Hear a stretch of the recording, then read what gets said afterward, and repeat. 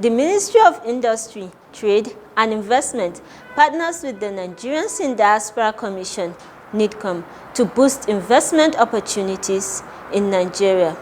Super Eagles captain Ahmed Musa visits NIDCOM boss Honorable Abike Dabir Erewa, and she urged him to remain a great mentor and a philanthropist.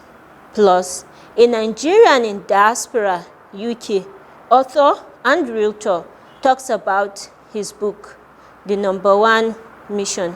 We also have our complimentary segment of health tips by AMPA doctors and our diaspora of the moment.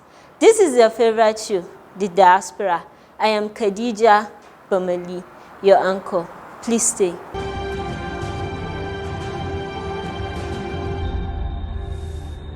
Welcome back. Let's begin with the strategic meeting between the Nigerians in Diaspora Commission and the Ministry of Industry, Trade and Investment. Take a listen. The Diaspora Investment Summit has been a strong platform for diaspora investment. And we're so proud, Honorable Minister, that a lot of Nigerians are beginning to invest in their country, Nigeria. And we have the figures, we have the statistics. So the summit is a platform for them to come together from all over the world to see where they can invest in, what can they do in their country, and then we guide them. And we're glad that we're beginning to reduce instances of fraud because they have a commission to go to, somebody to talk to. So we partner with the private sector to make that happen. And we believe that the Ministry of Trade and Investment should actually take this as your baby, because it's about trade and investment. So we look forward to working better with the ministry to ensure that the Diaspora Investment Summit becomes what we call, eventually we talk about foreign direct investment. We should be talking about diaspora direct investment. Honorable Minister, there are 17 million Nigerians in the diaspora, a lot of them excelling in all fields of endeavor. In America, there are over 14 that have won election. The richest immigrant in America now is a Nigerian. Top way. Anywhere in the world. Mario Gulesi about joined the League of Billionaires. He's a Nigerian. I will go on and on. So there are many Nigerians in the diaspora that are willing to invest in their country. What we have done is provide a platform for that to make it happen. Now, Honorable Minister, I want a stronger platform with you as Minister to ensure that we indeed encourage our diaspora to invest in their country. And they have a passion for it. We have more on the diaspora, and Honorable Minister, there's no better time than now to encourage them all the more. In the last 2 years alone, we can talk about those who have built hospitals in Nigeria, almost about 12. And from our research and what we've been doing with them, Theodore, they have been invested in technology, education, food business, ICT, medical industry, and agriculture. So, Honorable Minister, a few demands or a few requests we're making to you. Number one is that we need to have a diaspora desk in the Ministry of Trade and Investment. We have a diaspora policy that actually says that MDAs that are relevant to what we're doing should have a diaspora desk. So we're hoping that under your leadership, we have that diaspora desk as a focal point for everything diaspora investment that will be happening in Nigeria. Another minister, I tell you, you'll be very proud of what Nigerians in the diaspora have been doing and will continue to do.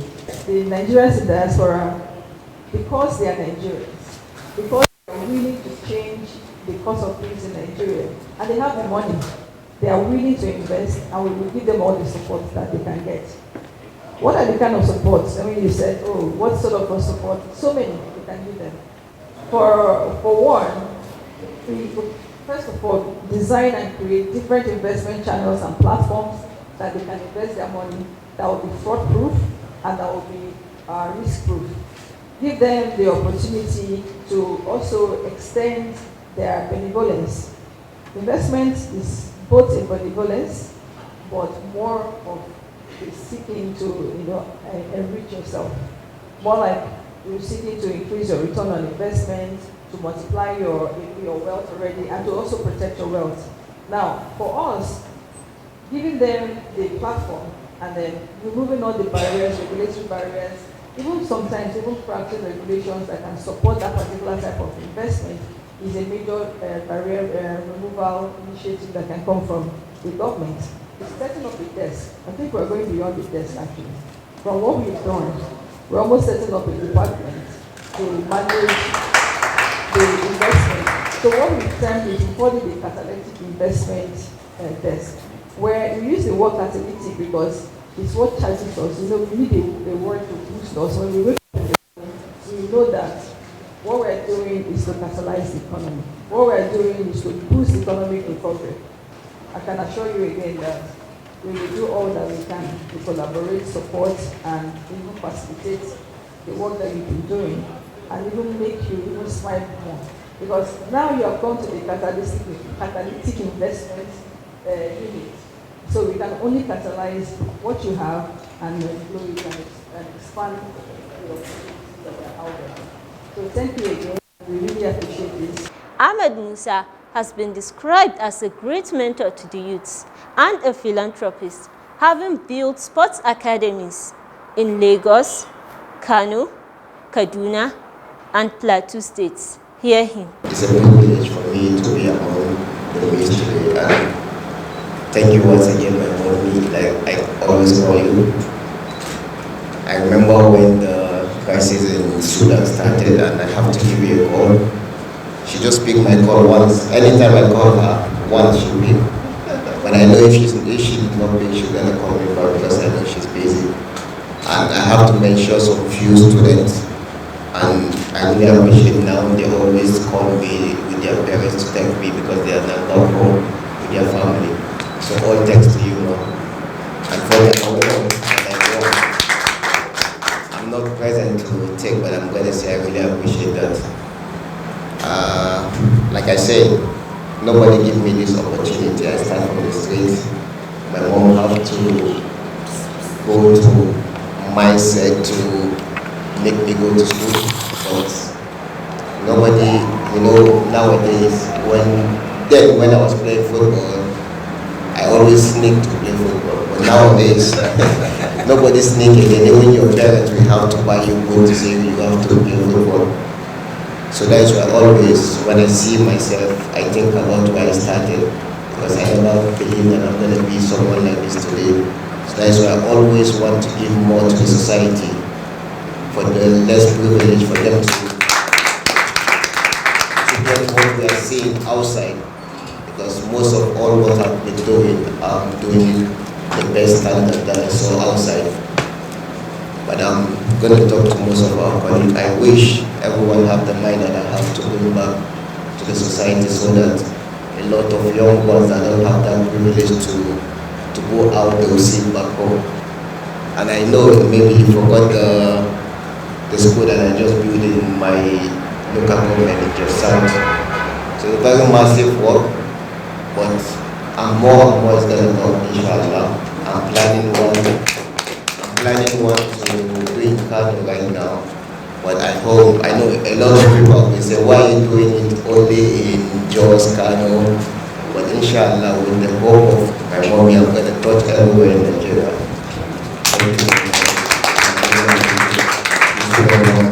Thank you. I like the spirit of unity, of supporting one another, of letting them know that we win together, we lose together. And you did not lose.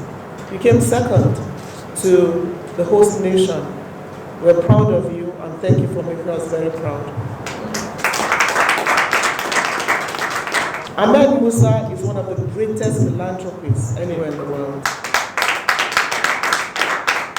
You could make this name, you could, achieve what you have achieved. You don't have to do what you're doing.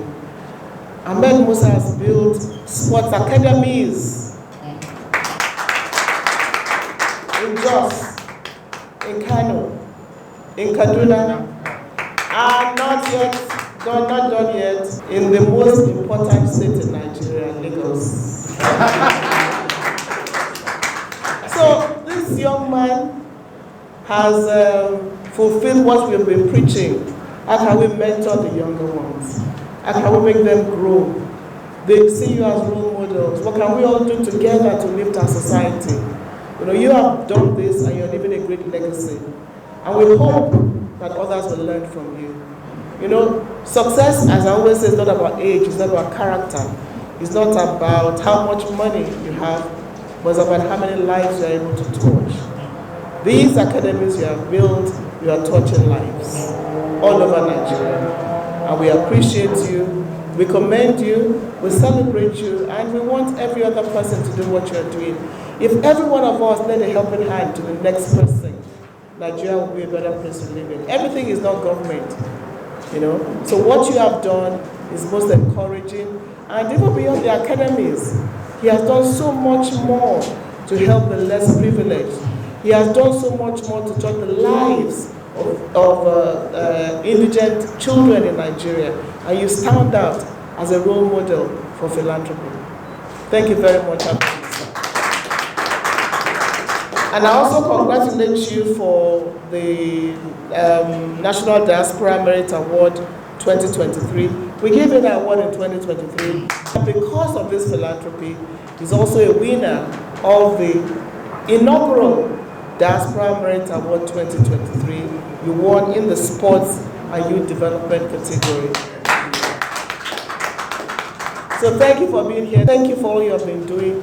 Thank you for what you've done for Super Eagles, for what you have done for Nigeria, for what you have done for the younger ones, for what you have done for every one of us. Thank you for making us proud to be Nigerians. Thank you.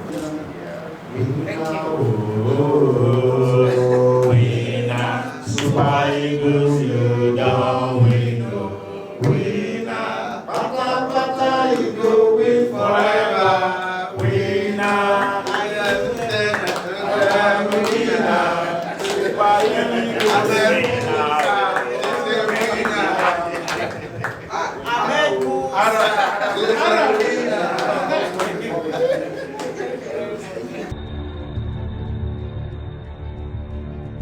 Let's take a break.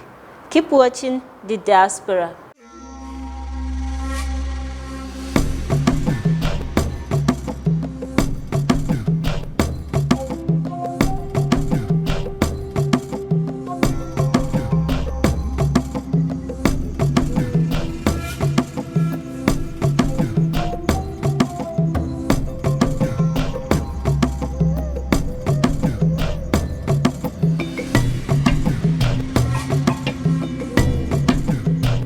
This walk that you're walking, even though it was known as the point of no return, we see it now as the joy of return. The spirit of Africa could not be broken by the transatlantic slave trade. You cannot lose the spirit.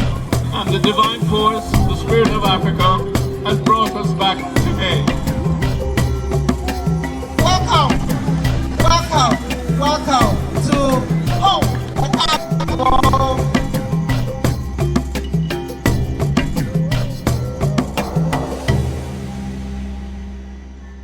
Welcome back.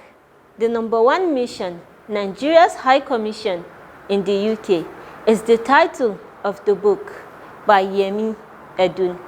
The producer and director of The Diaspora, Gabriel Udu, had a chat with him. Yeah, you Rachel, and now there's a book you have put forward, the #1 mission. What is the mission? What is the mission? The title is very intriguing. Well, it's the story of the Nigerian High Commission in the United Kingdom. And looking around, I believe that High Commission is the most important foreign mission Nigeria has. If you look around you, which other country comes close to the United Kingdom? When our citizens are thinking of somewhere to study abroad, the default country is usually United Kingdom. Due to various reasons, the relationship is based on, because of the long-term, Britain colonized Nigeria in 1884. We are talking of about, and they colonized us for 76 years. So there is a strong relationship. And being part of the Commonwealth, this relationship has been sustained. So the #1 mission for me epitomizes the significance of that mission in 9 Northumberland, where we've had 14 eye commissioners to date. What do you intend to achieve with this book? We need to document history so that we can use it as a benchmark for the future. So that's one. Another significant one, we all suffered from COVID. Right. Then the British government, in its wisdom, decided to pick 10 countries and put them on the red list, of which Nigeria was one. And the UN Secretary General made a statement. This seems like a travel appetite. But what Ambassador Tunji Ishola Sharafa did was that he re-echoed that statement, to the irritation of the British government. And they asked him what's going on here, because Britain would never want to be associated with apartheid. Yeah. And the conscience of the nation, the Archbishop of Canterbury, aligned with him. Everything is in here. The proceeds from the book, what it meant for? The proceed is clear. The focus has always been to give back. So the profit from this endeavor goes to wheelchairs for physically disabled people. Thank you very much. It's been nice speaking with you. We'll link up again sometime. And now to our health tips segment with Association of Nigerian Physicians in the Americas, AMPA. So sickle cell disease is an inherited blood cell disorder, specifically red blood cell. So in your body, you have white blood cells that help prevent infection. You have platelets that help prevent injury, to help you to heal. And then you have red blood cells, which supply oxygen throughout your body. And a person without sickle cell disease, their red blood cells are perfectly round and flexible, so they can move through the body without any issues. A person with sickle cell disease, the red blood cells are sickled or crescent shaped, given the name of the disease, and they have problems traveling through different sizes or different blood vessels of different sizes.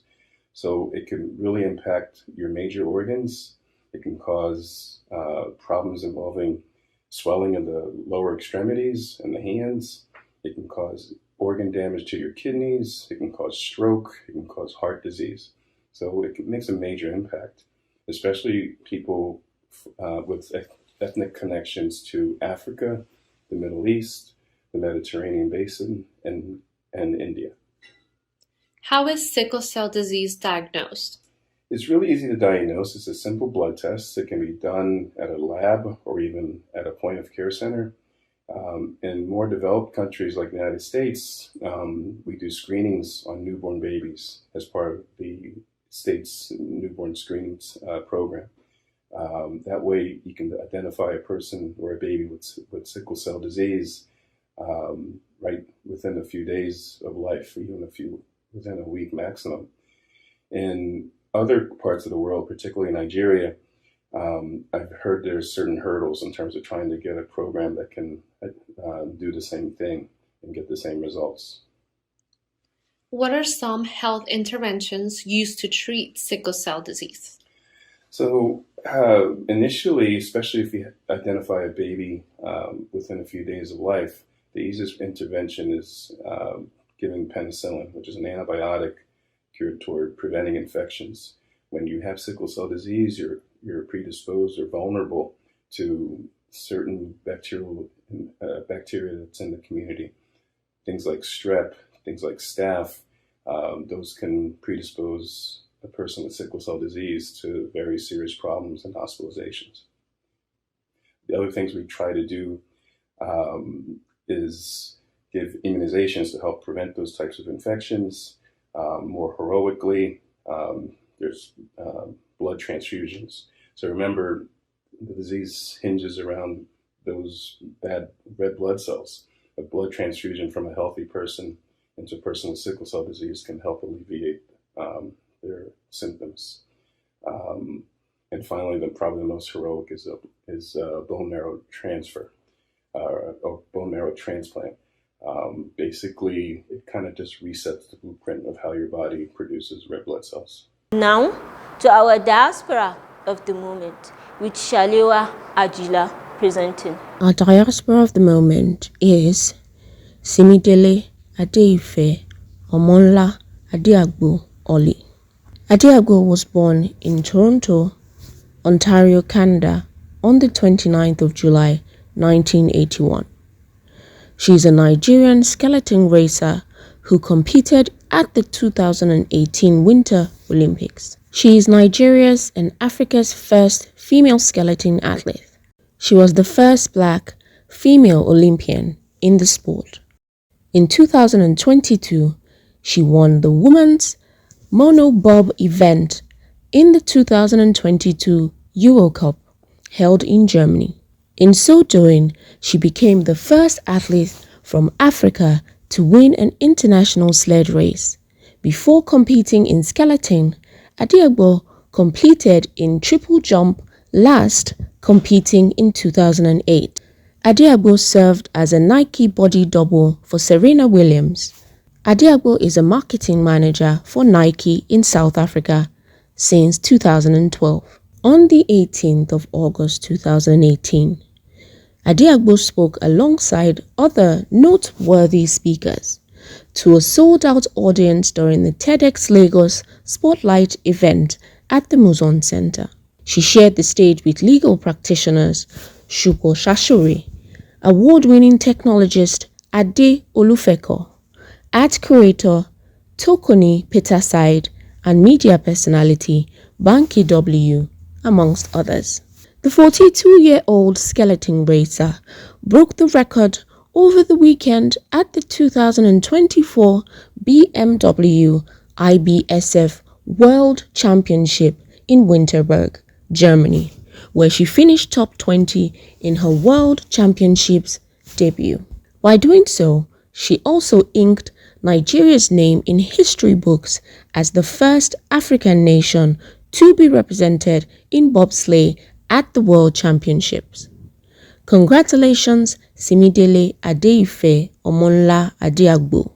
We celebrate you as our diaspora of the moment. This is where we draw the curtains for today's episode. Stick around for the next episode next week. I remain Khadija Bomeli. Stay positive.